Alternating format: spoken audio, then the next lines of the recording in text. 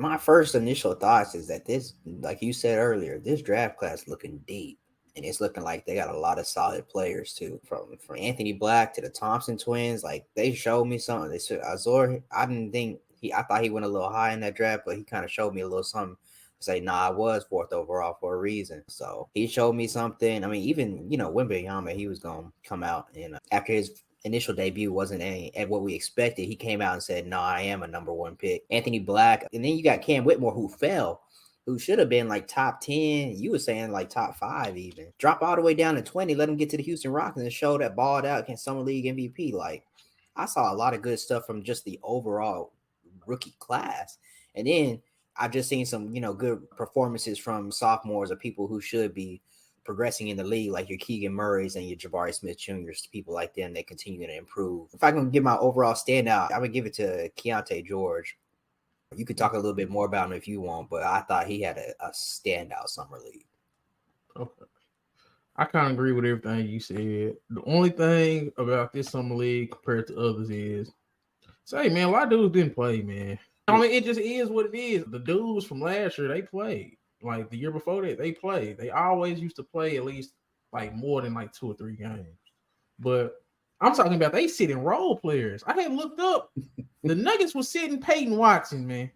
Peyton Watson, I ain't never seen Peyton Watson play a game for the Nuggets, man. Why is you sitting down in summer league, man? Like, that's the thing I'm talking about. Not necessarily like the number 1 picks, number 2 picks, whatever. You understand it. You want to see him play. That's just me being personal. But Peyton Watson, you need to play. Like, why would you ever sit him? Like, who's some old guys they were sitting? Like, come on, man. They sitting. I mean, he's a third year guy, but Zaire Williams, he didn't even show up and play summer league. Like, he don't get no rotation minutes for the Grizzlies, and he should definitely be out there. Like, I don't know why he just felt like he's good enough not to play.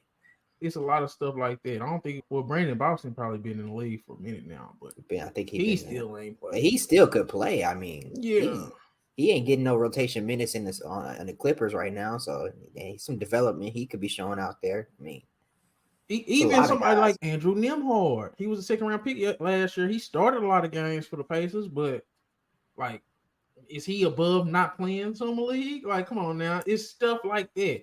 Like, I just, like you probably would sit your main guys, but some of these 2nd-year guys that's not just like a Keegan Murray or a Jabari Smith, y'all go out there, man. Like, it was no reason for somebody. Peyton Watson wasn't playing. Like, Peyton Watson get to sit in summer league. That's crazy, yeah. But let's get to top 10 performers, and then you could tell me who I'm missing off my list or who you feel like.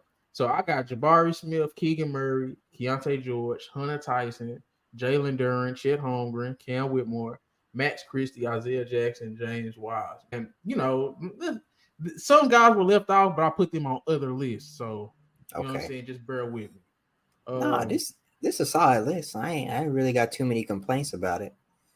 Let me see. Yeah, Hunter Tyson, Jalen Duren, Chet Holmgren. Yeah, I probably have Chet a little higher just because I favor him a little bit more than you do. But it's a solid list. I ain't gonna stunt.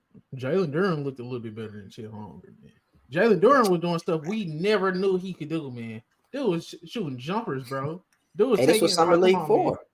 This was Summer League 4. I need to see some of that. He was actually doing it. That's what I'm saying. It was looking good. He looked like he can actually play with another big, and that's very impressive. He looked very switchable. He looked like he has more of a jump shot than what we suspected him to have. I think Jalen Duren, to me, if we had to say, in my personal opinion, who was the biggest winner in terms of just his game looks better for what we thought it could be. People saying he could be Clint Capella, Dwight Howard, that type of thing. But it looked like he can be a Bam Adebayo type with a little bit more, possibly. You know what I'm saying? I really was feeling Jalen Duren. Cam Whitmore, it wasn't no word for him slipping that damn for. Come on. It was just no word. I really am waiting for an explanation of teams why they didn't take him or why he wasn't. Like, the Lakers could have took him, honestly. They had the 17th pick. No rookie the Lakers are playing is going to come in and make immediate impact. So even if he did need a year to get his feet under him or whatever, they could have taken that chance on him. There's no rookies for the Lakers that's going to come in and contribute immediately. I feel you on that. Another team? The Warriors. No offense to Brandon Podziemski, man. But why Oh the man, hell y'all didn't swing on Cam Whitmore? he did Clay Thompson replacement. If everything go well, he might be able to replace Clay Thompson. Shooting Podziemski? lefty shooter. You know, make him take it off the dribble a little bit. At best, he'll be a spark off the bench, man. Brandon Podziemski over Cam. We just seen why still got some league Nah, MVP, man. nah, Like yeah, it's he, like, damn, you too good to go for him. What pick did Golden State have? 14, something like that, 15, 16, something like that. They had some a like pick that. to get his ass. They went with goddamn Podziemski. No offense to Podziemski, but Kobe Buffkin went over Cam Whitmore, y'all. I guess. I mean, he didn't play terrible there in summer league, but he definitely didn't show me Oh, enough to where I'm like, yeah, there's he no had a world couple with good Kobe Buffkin games. going over Cam Whitmore, man. Yeah, Especially we they living need, in that. especially they need a wing. The We Hawks living need in a that world, wing. man. The They Hawks do need a need a wing, wing. I don't know man. what they doing over there. They just traded Sadiq Bey. You went and got They another not. guard. Your best two players are guards. Yeah, he not You gonna got get no DeAndre. run. I don't know. Cause my thing is you drafted a guard who ain't gonna get no run. You might as well take a swing on a wing, and you got Sadiq Bey and DeAndre Hunter. But shit, man, they can be moved to the side. That shit Yeah, kind of like that. Oh, we didn't pick Kevin Durant because we got Travis Outlaw and Martell Webster. Hmm? What? That's what they was on. oh yeah. But you know, I mean, yeah. At the end of the day, sometimes people are like, "Oh, fit over player," but if that player is good enough, there's a chance. There's a time where player matters over fit more. Bex. I like what I seen from Isaiah Jackson. I feel like Isaiah Jackson, like nobody. You remember I was doing my little Pacers deep dive, and they kind of Yeah. all went to shit because they didn't do anything I expected them to do. But Isaiah Jackson, he about 6'9", 6'10". He's switchable. He's a lob threat. And that dude, he's active in transition in the passing lane. I feel like he's a very valuable role player. I think he averaged like in some league in just like a couple games. He was like 17 to 10, but he Yeah, looked noticeably like really good in an expanded role. So I think that's another big. James Wiseman looked really, really good. You already said it. Keontae George. I think he was looking like the Jamal Murray of summer league, man. Like dude was just, you know what I'm saying? Like this. That was my comp for him coming out of IMG. yeah. You And had the comp. You posted it. You said it before a lot of people did. You said what his comp was, and he looking to prove you right. And the only thing I worry about with him is if is he can he really play point guard? I wish they would have probably went after another guard that had that Mike Conley position. Because if you looked at what Utah was doing last year, Mike Conley Mhm. played a big part of that. Like just setting guys up, and people forget how easy a point guard makes the game for everybody else, especially at the NBA level. Because Mhm. everybody pretty much can score. A lot of people can score, but to really be able to set people up to get good offense, it's very rare. Keegan Murray, Jabari Smith. I think Jabari Smith, I got him number one. What like the stuff that people didn't like out of Jabari Smith his rookie year, it seemed like he's already working on. Coming out of college, what everybody was knocking him for, he can't dribble, can't create. He's already working on it. Like I seen a lot of self creation in summer league. He had a game winner.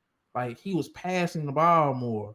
Mhm. If Jabari Smith gets a handle where he can grab and go off rebounds, off block shots, and initiate offense and get into triple threat, out man, it's good luck. Yeah. So He you was a know, Max highly Christie. rated number 2 pick for a reason. Like people was quick to try to write him off as a bust because he didn't have the greatest rookie season or whatever. But I mean, definitely you could see flashes of potential there. Like it wasn't like he was just out there playing trash. So Yeah. Hunter Tyson. I remember I was like, man, who the hell is this? Why did they pick him? Why did they go so get him? So he shut me up after 2 games. Hey, Hunter Tyson, you got it, bro. Like, I don't even know. It's certain teams you should give the benefit of the doubt to. The Denver Mhm. Nuggets is one of those teams. Like, if the Denver Nuggets is making a pick, I'm pretty sure that team has did its homework and Yeah. they have really looked into that pick. So, at Hunter Tyson pick, I give kudos to Denver because, man, I know most of these dudes, and I was like, bro, who is this, man? He was like a 5-year dude at Clemson. Come on, man. But that was a Man. very good pick. Top 10 surprise standouts. Isaiah Mobley, Orlando Robinson, Javon Freeman Liberty, Jaden Springer, Sam Merrill, Michael DeVoe, that's my boy. Josh Yeah. Minot, Leonard Miller, Charlie Brown Jr., Jathan Wilson. Anybody I'm missing? For one, everybody deserved to be on this list, and they proved themselves. Isaiah Mobley is like, oh, he just getting a contract because his brother on the team. He said, no, I'm not. He said, I'll show Yeah. you what I do. Like Everybody him. was talking about Imani Bates and Sharif Cooper, man. Isaiah Mobley and Sam Merrill was really making that team go. Isaiah Mobley, like, you can damn near say he has no flaws in his game. Dude can shoot. Dude can handle the ball a little bit. Got post moves. Like, anything you want out of a modern big, Isaiah Mobley can do. But now, can he hold up against the big centers on defense like Jared Allen can? That remains to be seen. But he showed enough to be like, if somebody give the right trade package for Jared Allen, I'll ship his ass. Like, just because Evan Mobley and Isaiah Mobley, it look like they could do some damage together. Like, there are skill sets to go with Donovan Mitchell and Darius Garland. Because what was one of the main things they didn't have on Cleveland? Scoring in the front court. I was gonna say they had no offense in that front court. They couldn't do nothing themselves. They played together at USC, and it was kind of like that. Isaiah Mobley was getting buckets, and Evan Mobley was playing defense and being like the Swiss Army knife type of guy. And I don't see why they can't do it in the NBA. Dude was still like 6'11" and 7 feet. He didn't shrink, yeah. So. A couple more guys on this list, or Orlando Robinson. I don't know what that could translate into for Miami, but the numbers was undeniable. Yeah, he did show some stuff for. He was saying, "Oh, Miami got another undrafted superstar." Man, I ain't going there. We remember Omar Yurtseven, so no. Michael DeVoe, that's my boy. I feel like Michael DeVoe should have been drafted last year coming out of Georgia Tech. Oh yeah, he's a shifty guard, 6'4". You know what I'm saying? He looks the part. He got the game. He got the handle, the jumper. He got the mid-range game. He can pass. Like, Michael DeVoe is just a solid guard. I thought he should have went to Miami last year. I thought that was somebody that Miami Heat should have targeted last year. But Jalen Wilson out of Kansas, he came in and was instantly a number one option. He was better than Kennedy Chandler on that team. He was better than Noah Clowney, who was on that team. I mean, Leonard Miller, he showed some stuff in the G League Ignite. I mean, he didn't necessarily show the best or everything, but I don't see why he was necessarily drafted that low. Exactly. Like, there's another one. Him and Josh Minot looked really good together. I really liked how those two played off each other on that Timberwolves. Timberwolves got some pieces, man. And they're going to have to... Wendell, we'll get to it. But Timberwolves have some pieces. These are the guys I expected more. James Bouknight, I had to put in parentheses, he was in year 3, man. Nah, like, but he deserved it. Oh, my gosh. This... Read it and looking at this list, I agree. And I agree strongly. Right. James Bouknight, like you put in parentheses, he's in year 3. And he's just out there leading the worst summer league team in history almost. Like, it was bad. It was bad. Who he reminded me of? Who? RJ Hampton. You remember last year's summer league, RJ Hampton was playing with Paolo, and it was just like, bro, you the oldest dude on the team, bro. You know that, right? Paolo was yelling, we got to get across, RJ. Like, what do you, like that was a famous soundbite. RJ Hampton was the oldest guy out there. I think he was probably like in year 3, year 4. Looked at terrible. You know what happened to him?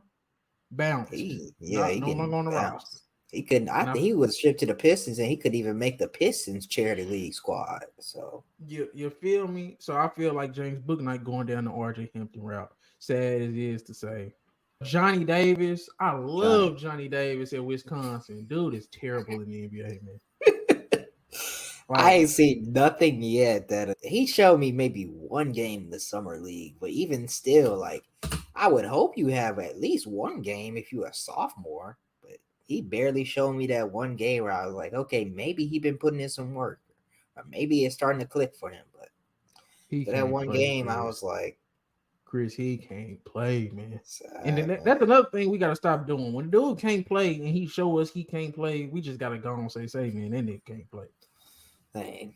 Dyson Daniels, he was very good, like, on defense, and as a piece, Dyson Daniels is still good. But in terms of the potential I kind of thought he would have, like the jump and shooting, the jump and just overall scoring, didn't see it. I still would love him as a role player, and I still feel like he can fit perfectly next to Brandon Ingram and Zion and those guys, just as a role player. But scoring wise, it's still a lot on the table. Wendell Moore is terrible. He's going to be out the league. Yeah.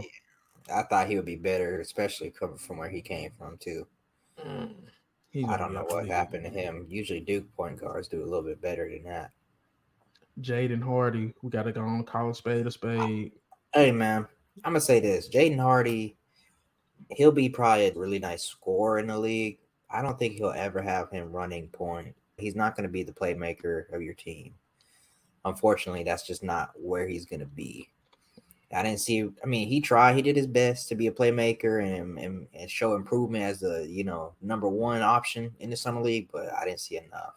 I know he had like some little shoulder injury or something. But I'm not finna excuse that. Like, Chris, man, he'll be fine this season. I know he will, but I just expected a little bit more.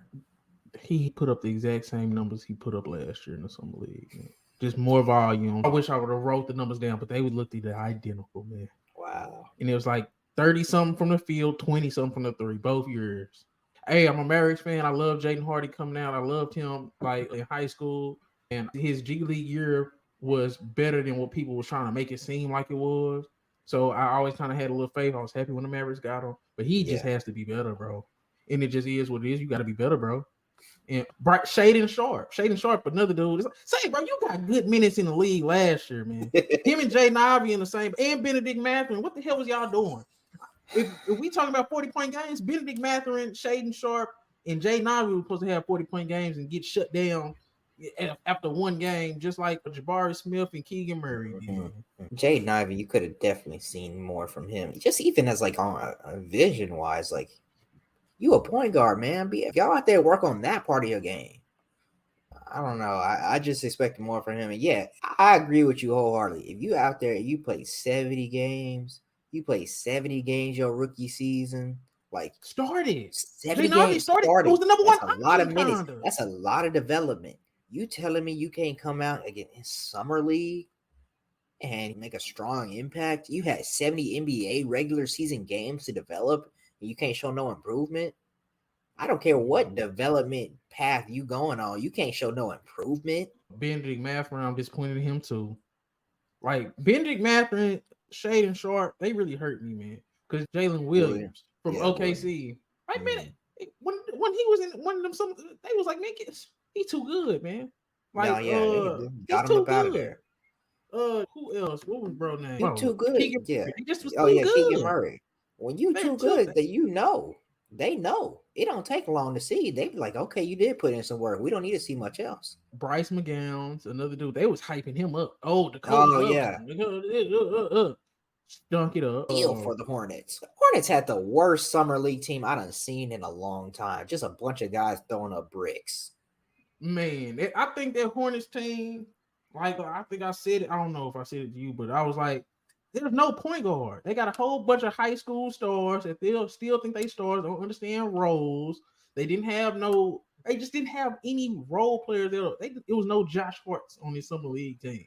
Like it was nobody that's gonna do the stuff that you would need to showcase a star, showcase other talent. Everybody think they're the talent to be showcased. So that Hornets team was just terrible basketball. Did not like it one bit. No, it was just bad, man. Anybody else you can think of that was bad that I left off of? I can't think of anybody off the top of my head right now, but yeah, there's a lot of guys on this list right here. They could have done more.